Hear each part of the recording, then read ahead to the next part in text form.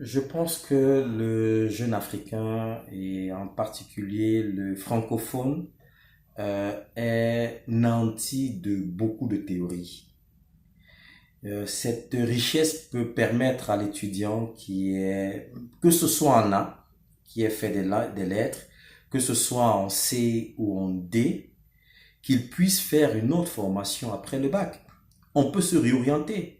On n'est pas obligé d'avoir fait A et de finir en tant qu'interprète. Non, on peut avoir un bac A et s'orienter en héliculture, en pisciculture, en agronomie.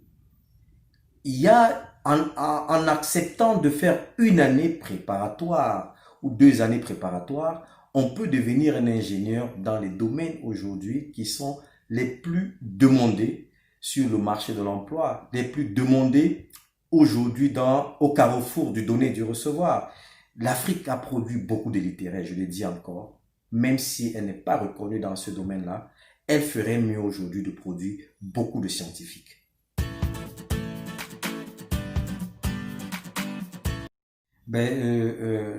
L'Afrique encore est un terrain vierge, hein. Tout est à faire, tout est à faire.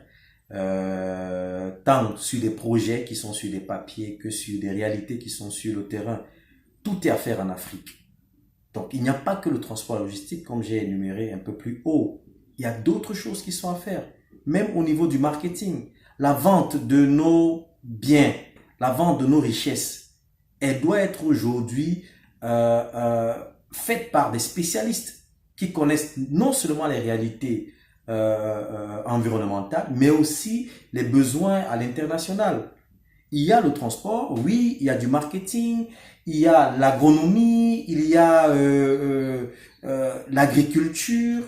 Il y a plein de secteurs qui doivent aujourd'hui être valorisés et que les États devraient s'intéresser beaucoup plus. Parce que en Afrique francophone, par exemple, il y a trop de littéraires. Vraiment, il y a trop de littérature et le Gabon est parmi les pays où il y a beaucoup de littéraires formés et très peu de scientifiques.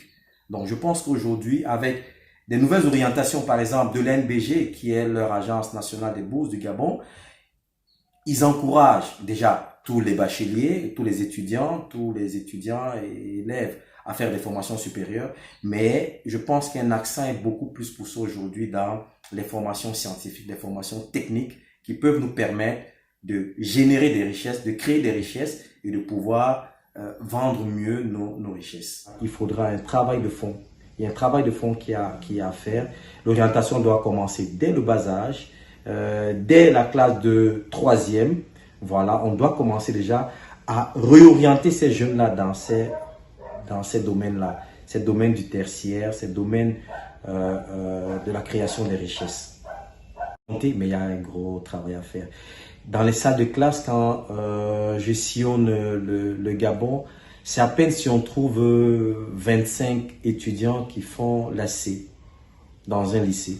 C'est vraiment à peine si on trouve 25 dans un lycée, pas dans une classe, pas dans un lycée. Donc, il faut orienter ces jeunes, il faut leur redonner cet intérêt dans les domaines scientifiques. Il faut redonner ces jeunes de l'intérêt dans les domaines scientifiques et montrer des exemples qui ont réussi, surtout sur le plan local. Parce que avec des modèles étrangers, il est difficile de rapprocher ça entre le souhait de l'enfant et la réalisation qu'il aura après. Parce que l'ergonomie de travail n'est pas la même. Les moyens ne sont pas les mêmes.